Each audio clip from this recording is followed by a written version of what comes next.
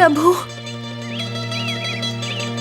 पाँव में कांटा लग गया क्या? हाँ सीता।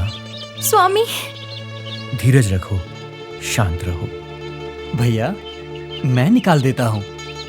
कोई बात नहीं लक्ष्मण, मैं स्वयं निकाल लूंगा।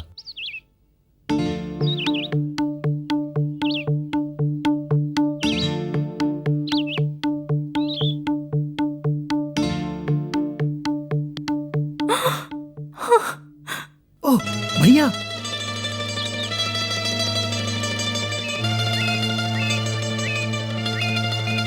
स्वामी,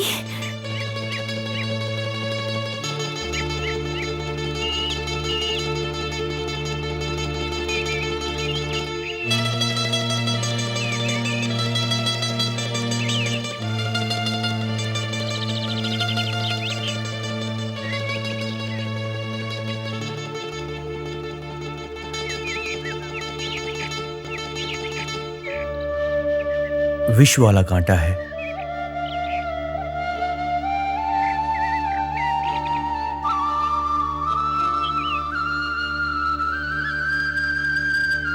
सीता, ये घाव जो इस कांटे से हुआ है, इसे ठीक करने के लिए एक औषधि है और उसका पेड़ यहीं आसपास है। उसे लेकर मैं बस अभी आता हूं। भैया, वो कौन सा वृक्ष है बताइए, मैं अभी ले आता हूँ। लक्ष्मण, ठीक है, किंतु उस औषधि के वृक्ष को तोड़ने से पहले उसे प्रणाम करना और उसे तोड़ने से लगने वाले पाप से स्वयं को बचा लेना। तुम्हें वो मंत्र आता है क्या? नहीं भैया। इसीलिए मैं उसे स्वयं जाकर ले आता हूँ। स्वामी, औषधियों को प्रणाम करके श्राप से मुक्त क्यों करना चाहिए? सीता, पृथ्वी में उत्पन्न होने वाले समस्त वनस्पतियों, पेड़ पौधों में प्राण होते हैं, इसीलिए हमें उन्हें कष्ट नहीं पहुंचाना चाहिए। हाँ, सही है। इसीलिए जब वनस्पतियों, पेड़ पौधों को हम लोग तोड़ते हैं तो उन्हें कष्ट होता है। जिस प्रकार हम सभी मनुष्य श्वास लेते हैं, श्वास छोड़ते हैं, वैसे ही ये पेड़ पौधे भी श्वास लेते और छोड़ते हैं। हाँ, सही है। इसीलिए हमें ध्यान रखना चाहिए कि जब हम इन्हें तोड़ें तो इनसे प्रार्थना कर लें कि आपका कुछ भाग हम अपने उपयोग हेतु लेना चाहते हैं, और हम आपसे विनती करते हैं कि अपने उपयोग हेतु हम कुछ भाग आपका तोड़ रहे हैं, और तोड़ते समय हमें उनसे मंत्रों द्वारा प्रार्थना अवश्य करनी चाहिए, ताकि पेड़ पौधे हमें किसी भी प्रकार का श्राप कभी ना दें, अपितु सदैव अपना आशीर्वाद हमें दें और हम उनका आदर करते रहें। अर्थात हमें अन्य जीवों का भी सदैव उसी प्रकार आदर करना चाहिए जैसे हम अपने प्राणों का करते हैं। हाँ लक्ष्मण। जब किसान अपने फसलों को उगाता है और फिर उसे काट देता है, तो क्या उस किसान को पाप नहीं लगता? ऐसा करके वो भी पाप का भागीदार बनता है ना? सीता, इस धरती के सारे किसान हमारी भांति किसी भी प्रकार के शास्त्र के ज्ञाता नहीं हैं। उनके पूर्वजों ने जो नियम बना दिए हैं, वो उन्हीं नियमों का सदैव पालन करते हैं। जैसे कि वो फसल की पूजा करते हैं, तत्पश्चात फसल काटते हैं, खेतों से धान को खलिहान में लाकर वो लोग उसकी पूजा अर्चना करते हैं। यहां तक कि वो अपने खेतों की भी पूरे मन से पूजा करते हैं। इसीलिए किसानों को कभी भी कोई पाप नहीं लगता है। सीता, अब समझ में आया? समझ गई स्वामी, मैं सब समझ गई। हम कितना भी ज्ञान क्यों न अर्जित कर लें, किंतु सीखने के लिए सदैव बहुत कुछ रह जाता है। सीता, मनुष्य के ज्ञान अर्जित करने की कोई सीमा नहीं होती। तुम थोड़ा रुको, मैं जाकर औषधि ले आता हूं।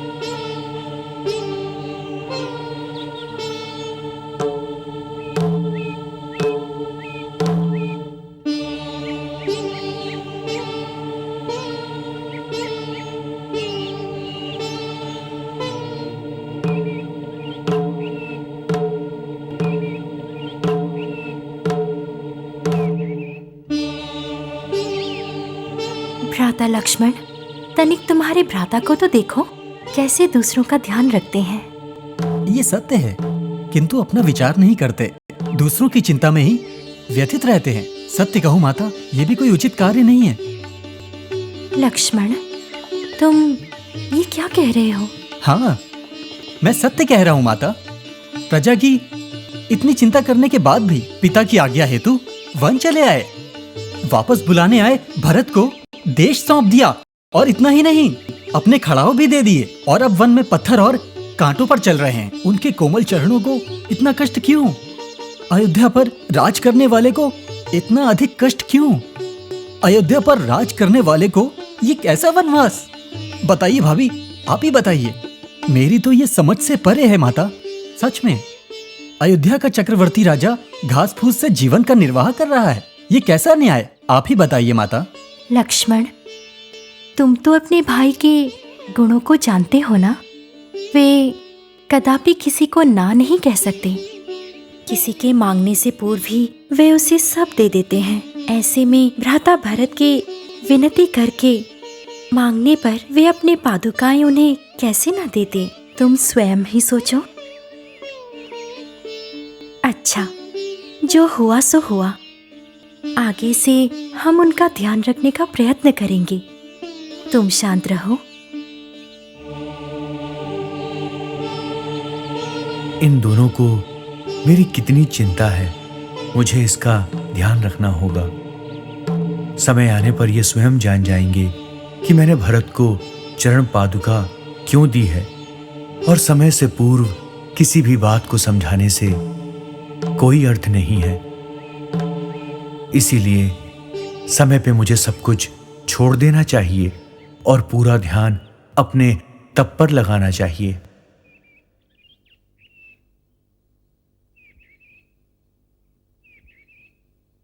सीता, यही है वो औषधि। स्वामी, इन्हें किस प्रकार प्रयोग करना है? धैर्य रखो।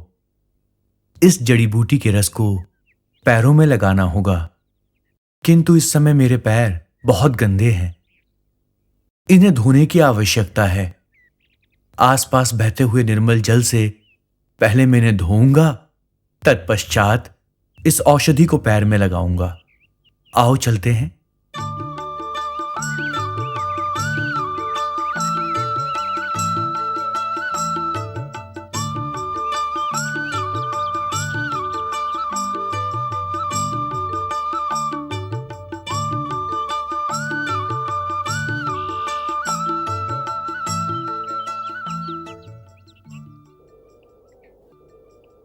अरे भाई सुगम, तुम तो कह रहे थे कि ऋषि गौतम के बारे में कुछ बताना है, लेकिन इतनी देर से शांत हो, कुछ बता ही नहीं रहे हो। बताता हूँ। इतने उतावले क्यों हो रहे हो बंधु? विद्वानों का कहना है, दिन में सोचकर बात करो, और यदि रात को बात करने का मन करे तो भी मत करो। इस वन में ऋषि श्रेष्ठ गौतम की कृपा से कई प्रकार के धार्मिक अनुष्ठान, वैदिक कार्य संपन्न होते रहे हैं, और इसीलिए बंधु मैं तुम्हें यहाँ पर बुला कर लाया हूँ। एकांत में कुछ बताना था। यहाँ तो आसपास कोई भी नहीं है, और तो और हमें देखकर आसपास के सारे जानवर भी भाग गए। अरे कम से कम अब तो बताओ कि क्या बात है। बताता हूँ। आज से 12 वर्ष पूर्व यहाँ पर भयानक अकाल पड़ा था, है ना? ठीक कहा, बहुत ही भयानक अकाल पड़ा था, किंतु तब ऋषि गौतम ने अपनी तप की शक्ति से आसपास की नदियों को सूखने से बचा लिया था, और अपने प्रताप से यहाँ रहने वाले सभी वैदिक जो कि त्राही त्राही कर रहे थे, उन सभी वैदिकों को, मुनियों को अनाज की कमी नहीं होने दी। हाँ, वो ऐसा हमारे ऊपर स्नेह के कारण नहीं करते, अपितु ऐसा करने से समस्त संसार में उनकी ख्याति बढ़ती है। लोग उन्हें उत्तम पुरुष, ज्ञानी पुरुष समझते हैं, और इसीलिए ही यहाँ पर अनेक ऋषि मुनि उनका आदर सम्मान करते ही रहते हैं। हमें तो यहाँ कोई पूछता ही नहीं। जो भी दूसरों की भलाई करता है उसकी ख्याति तो होती ही है, इसमें हमारी क्या हानि है? तुम मूर्ख हो। बात सुनो बंधु, गौतम मुनि हमें सारे संसार के समक्ष भिक्षुक के समान प्रस्तुत करना चाहते हैं। ये तो हम वैदिकों का अपमान होगा ना बंधु। ज्यों-ज्यों ऋषि गौतम की ख्याति बढ़ रही है, त्यों-त्यों हमारा सम्मान घट रहा है। ओहो हो, तो यही कारण है कि जब अकाल समाप्त हुआ तो सब के सब यहाँ से भाग गए। हाँ, किंतु हम यहाँ से ऐसे नहीं जाएंगे। उनका सम्मान नष्ट करके उन्हें कुलनाशी की उपाधि दिला के तदापि इस स्थान से प्रस्थान करेंगे।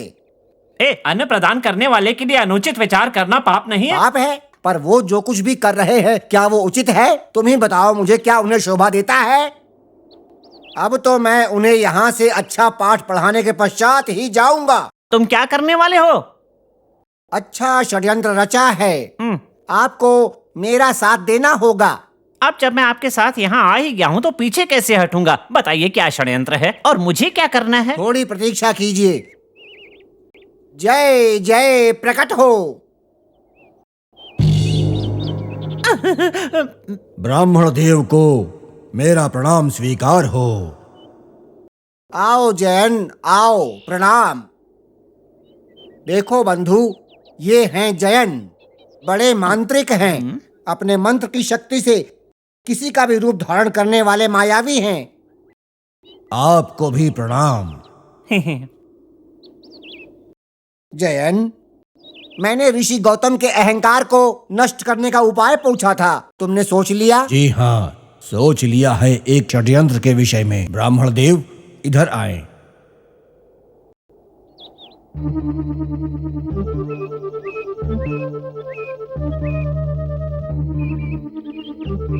कैसा है? बढ़िया है ना? अति उत्तम है। हाँ, सुनो बंधु, जैसा कहा है वैसा करोगे तभी लाभ होगा। जैसा आप कहें, बस मेरे पीछे पीछे प्रस्थान करें।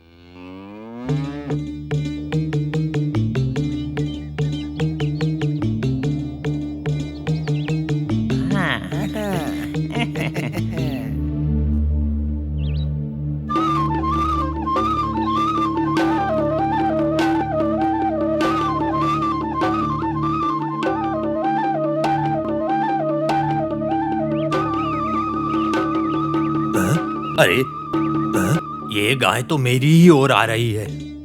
जाने का कोई दूसरा रास्ता भी नहीं है। अब मैं क्या करूं? देखने से ऐसा लगता है जैसे कोई असुर पशु का रूप धारण कर मुझ पर आक्रमण करने के लिए आ रहा है।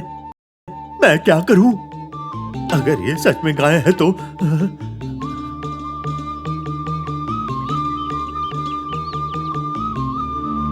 उसे कुछ नहीं होगा, किंतु यदि कोई मायावी है तो उसका नाश हो जाएगा। मुझे पूर्ण विश्वास है जो भी मेरे मार्ग में बाधा बनेगा उसका विनाश होगा, इसका मुझे पूर्ण विश्वास है।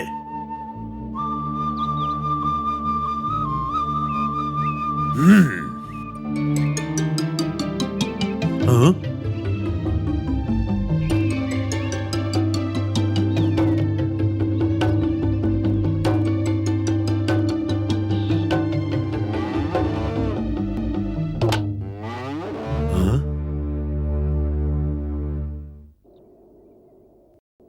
ओह, इस बाण ने तो उस गाय की हत्या कर दी। ये कैसा पाप हो गया? इस पाप का क्या परिणाम होगा मैं नहीं जानता। चलो चलकर देखते हैं। इसका प्रायश्चित करना पड़ेगा, प्रायश्चित करना पड़ेगा।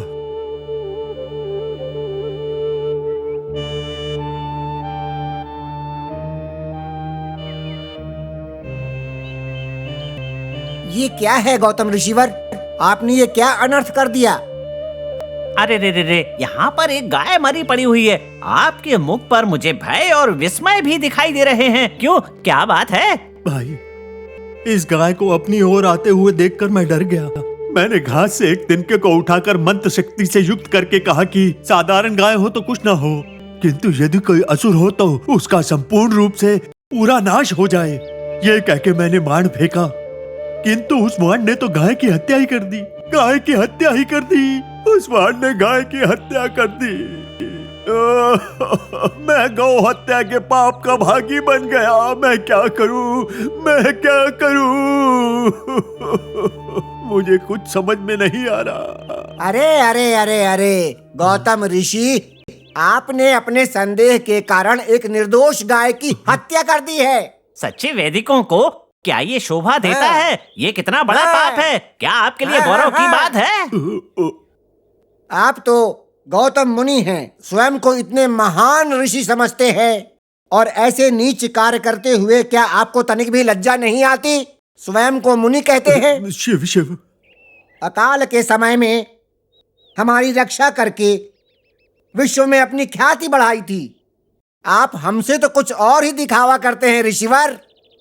हमें तो हर समय यही शिक्षा देते रहते हैं, जीवों पर दया करनी चाहिए और भोले भाले पक्षियों से भी प्रेम व्यवहार रखना चाहिए। क्यों, कहीं आप चुपके इनका सेवन तो नहीं करते ना? शिव शिव शिव शिव।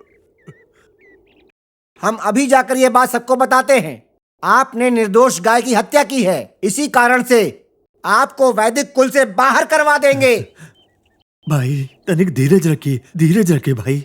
भाई मैंने इस इच्छा से ये सब नहीं किया था। मैं पापी नहीं हूँ। मैं शीघ्र पता करता हूँ। ये कार्य कदाचित इन लोगों का तो नहीं है। मैं सत्य का पता करके ही रहूंगा।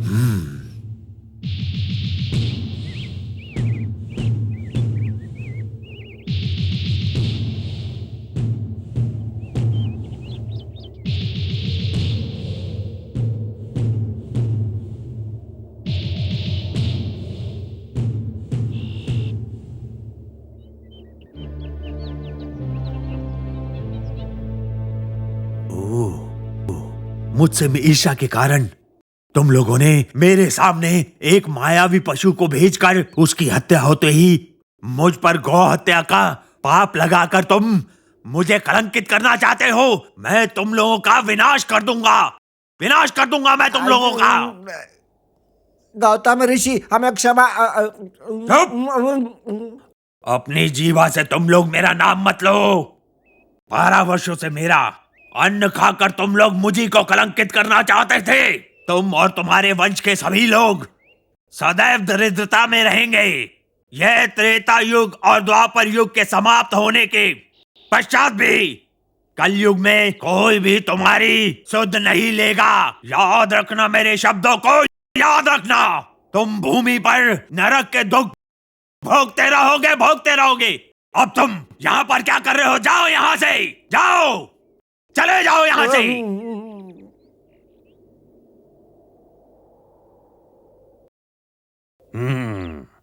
ऐसे लोग हर कुल में होते हैं।